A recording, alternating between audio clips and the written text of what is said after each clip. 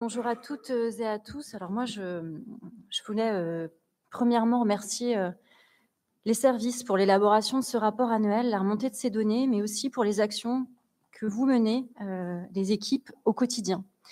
Je salue également le travail mené par Anne Mingagral, et qui peut malheureusement pas être à nos côtés aujourd'hui, et Laurence Roux pour sa présentation d'aujourd'hui, mais je le sais plus encore sur son engagement autour des politiques qu'elle porte au niveau RH.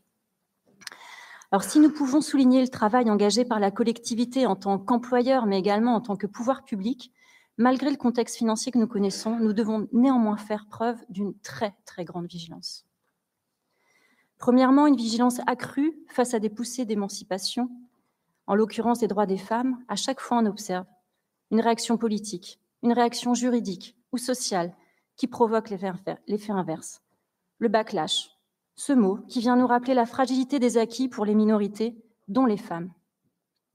Les progrès concernant l'émancipation des femmes ne sont pas linéaires et doivent systématiquement faire face à une offensive réactionnaire. Heureusement, nous avons des défenseurs, je pense notamment à Trump. Ah non, excusez-moi. Il vient d'être président et ses premiers pas politiques sont de renier les droits des femmes et de dénigrer les femmes sur notamment l'accès à l'avortement. Ces atteintes sont réelles.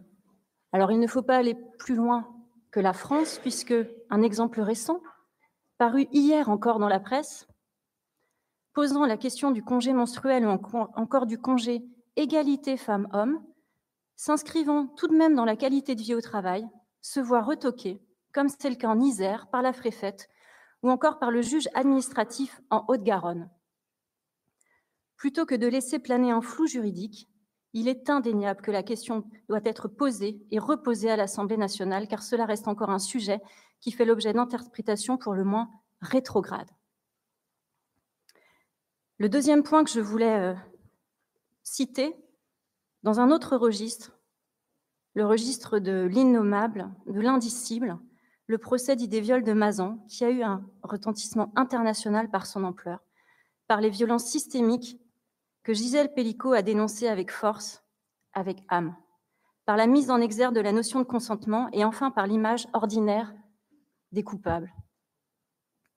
Pour autant, les faits glaçants et irréfutables subis, dénoncés par Gisèle Pelicot, ont donné lieu à des propos choquants, humiliants, pour but de décrédibiliser la parole de la victime. Vous n'auriez peut-être pas des penchants exhibitionnistes que vous n'assumeriez pas, madame ? La culture du viol, ancrée dans le moindre interstice de notre société. Le dernier point que je voulais soulever sur la vigilance, c'est la question de la honte. La honte a-t-elle changé de camp ? Selon le rapport du Haut Conseil à l'égalité entre les femmes et les hommes, que Laurence Roux a cité, sur notamment l'état des lieux du sexisme en France, qui a été publié ce mois-ci, 94% des personnes sondées, hommes comme femmes, estiment que les hommes ont un rôle à jouer dans la prévention et la lutte contre le sexisme dans la société.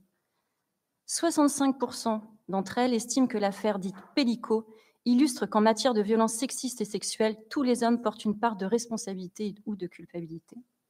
Ces chiffres laissent entrevoir les balbutiements d'une prise de conscience collective. Mais nous sommes encore bien loin d'une déconstruction de la masculinité, portant enjeu majeur de la lutte pour les droits des femmes.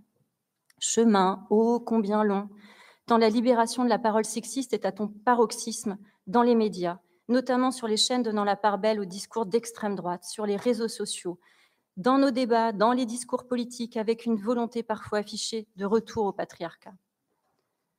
Dans le monde entier, l'année 2024 est marquée par un recul des droits des femmes et par la prégnance des inégalités. La France, malheureusement, n'en fait d'ailleurs pas exception, si l'on en croit ce rapport du HCE. Ce rapport souligne plusieurs points qui ont également attiré mon attention. 77% des personnes sondées estiment que la prévention et la lutte contre le sexisme sont des sujets importants. 84% que ce sujet doit être traité par le gouvernement prioritairement. Enfin, 79% des personnes considèrent que les lois et les sanctions sont mal appliquées et ou insuffisantes. Dans l'ensemble, l'action des pouvoirs publics est jugée comme n'étant pas à la hauteur de l'enjeu. C'est pourquoi nous saluons le travail Le début de travail mené par la délégation aux droits des femmes et à l'égalité des chances entre les hommes et les femmes de l'Assemblée nationale qui, dans son rapport, entend introduire une vraie culture du consentement au sein de la législation afin de mieux prévenir, mieux reconnaître, premièrement, la vulnérabilité des victimes et deuxièmement, mieux réprimer. Nous espérons sincèrement que la proposition de loi qui en émane sera adoptée. Face à ces attentes, et pour les victimes dont la parole est encore nouée, qui n'osent pas porter plainte, nous devons poursuivre et renforcer nos engagements. D'ailleurs, cela donne un véritable sens aux vœux que nous portons collectivement sur les violences intrafamiliales. Nous devons donc être en capacité de pousser encore un peu plus la transversalité de la politique égalité femmes-hommes au sein de nos politiques et ainsi intégrer l'intersectionnalité comme enjeu majeur de la lutte contre les discriminations. Rappelons-nous ce chiffre, Laurence Rousse en a parlé, un chiffre qui doit nous alerter. 94% des femmes de 14 à 24 ans considèrent qu'il est difficile d'être une femme dans la société actuelle. Alors qu'elles ont encore la vie devant elles, elles se sentent déjà accablées par le poids d'une société patriarcale. Il est donc urgent pour nous d'agir. Et c'est avant tout à notre jeunesse que nous devons nous intéresser. Les incubateurs du sexisme chez les enfants se jouent notamment au sein de la famille, de l'école et dans le numérique. Nous avons des leviers, à nous de continuer à prendre nos responsabilités. Je vous remercie.